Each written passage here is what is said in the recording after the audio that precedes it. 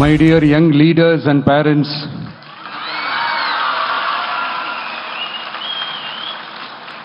என் நெஞ்சில் குடியிருக்கும் உங்க எல்லாருக்கும் என்னுடைய வணக்கம் வணக்கம் வணக்கம் வணக்கம்.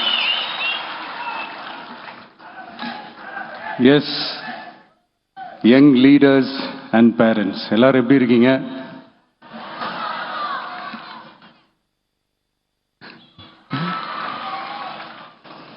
உங்க எல்லாரையும் சந்திச்சதுல மிக்க மிக்க மகிழ்ச்சி.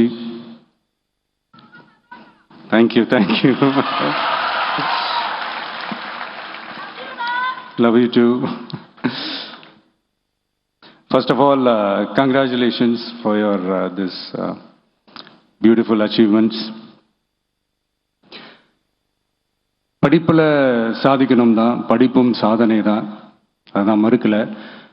பட் அதுக்காக பர்டிகுலராக ஒரே ஒரு படிப்பில் மட்டும் நம்ம அச்சீவ் பண்ணியே ஆகணும் அப்படின்னு நினைக்கிறது ஒன்றும் சாதனை கிடையாது. ஒரே விஷயத்தை பற்றி திரும்ப திரும்ப யோசிச்சு உங்கள் ஆங்ஸைட்டியை ஏற்றிக்காதீங்க.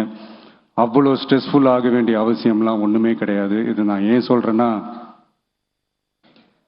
நீட்டு மட்டும் தான் உலகமா?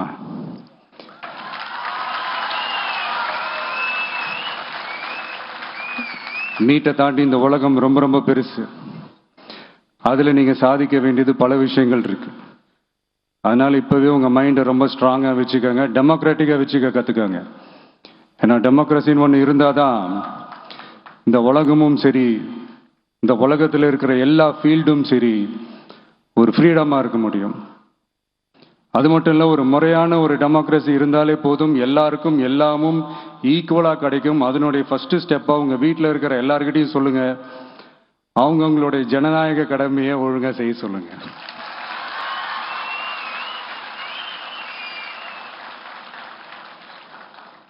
ஜனநாயக கடமையை சரியா செய்யறதுன்னா அது ஒன்றும் பெரிய ஒரு விஷயம்லாம் கிடையாது, சாதாரணமான விஷயம்தான். நல்லவங்க, நம்பிக்கையானவங்க, இது வரைக்கும் ஊழலே செய்யாதவங்க யாருன்னு பார்த்து தேர்ந்தெடுக்க சொல்லுங்க. அவ்வளோதான், ஆஸ் சிம்பிள் அஸ் தட். அதுதான் அந்த கடமை. நான் ஒரு 2 years பேக் இதே ஸ்டூடெண்ட்ஸ் ஃபங்க்ஷனில் நான் சொல்லியிருந்தேன், இந்த காசு கொடுத்து ஓட்டு வாங்கி ஜெயிச்சிடலாம்னு நினைக்கிறாங்க இல்லையா, அவங்கள அந்த கல்ச்சரே யாரும் என்கரேஜ் பண்ணாதீங்க, யாரும் காசு வாங்காதீங்க, உங்கள் பேரண்ட்ஸ்கிட்டையும் எடுத்து சொல்லுங்கன்னு நான் சொல்லியிருந்தேன். அதை அப்படியே ஃபாலோ பண்ணுங்க. ஆனால் நீங்கள் வேணா பாருங்க, அடுத்த வருஷம் என்ன நடக்க போகுதுன்னு. வண்டி வண்டியாக கொண்டாந்து கொட்ட போகிறாங்க. அது அத்தனையும் உங்ககிட்ட இருந்து கொள்ளையடிச்ச பணம் தான். என்ன பண்ண போறீங்க? என்ன பண்ணணும்னு உங்களுக்கு கரெக்டா தெரியும். அது நான் சொல்லிதான் புரிய வைக்கணும்னு ஒன்றும் அவசியம் இல்லை. அண்ட் மை டியர் பேரண்ட்ஸ், உங்ககிட்ட ஒரு சின்ன ரிக்வெஸ்ட். உங்கள் குழந்தைங்களோட விஷயத்தில் எதுவும் ஃபோர்ஸ் பண்ணாதீங்க, ப்ரெஷர் போடாதீங்க, எதுவும் இம்போஸ் பண்ணாதீங்க. ஃபர்ஸ்ட் ஆஃப் ஆல் அவங்களுக்கு என்ன பிடிச்சிருக்குன்றதை தெரிஞ்சுக்கிட்டு அதுக்கு ஏற்ற மாதிரி வழி நடத்துங்க. நான் டெஃபினட்டாக சொல்கிறேன், எத்தனை தடைகள் வந்தாலும் அவங்கவுங்களுக்கு பிடிச்ச விஷயத்தில், அவங்கவுங்களுக்கு பிடிச்ச துறையில் அவங்க கண்டிப்பாக சாதிச்சு காட்டுவாங்க.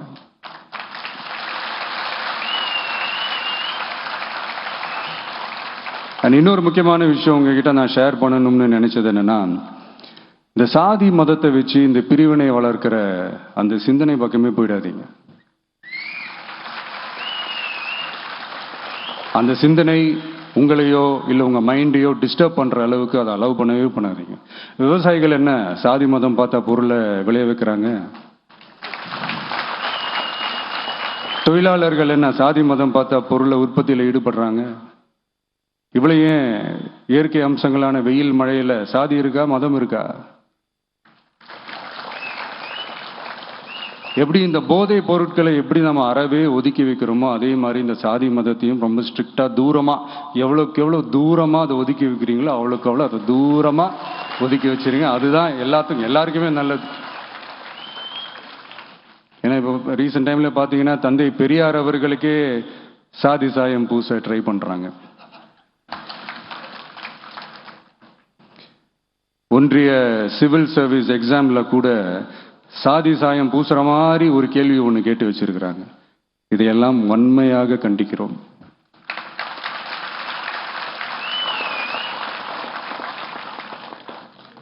இந்த உலகத்தில் எது சரி எது தவறு அப்படின்றத அனலைஸ் பண்ணி பார்த்தாலே போதும்.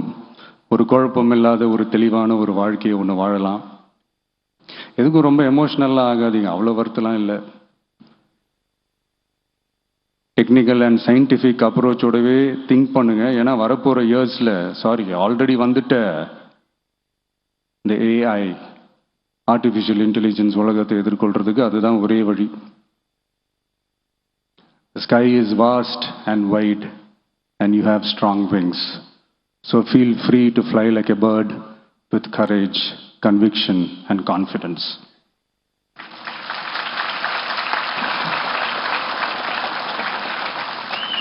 எவ்வளவோ பண்ணிட்டோம், இதை பண்ண மாட்டோமா? எவ்வளவோ பார்த்துட்டோம், இதை பார்க்க மாட்டோமா அப்படின்ற அந்த பாசிட்டிவ் நோட்டோடவே ட்ராவல் பண்ணுங்க. கான்ஃபிடென்ட்டாக இருங்க, நல்லதே நடக்கும், வெற்றி நிச்சயம்.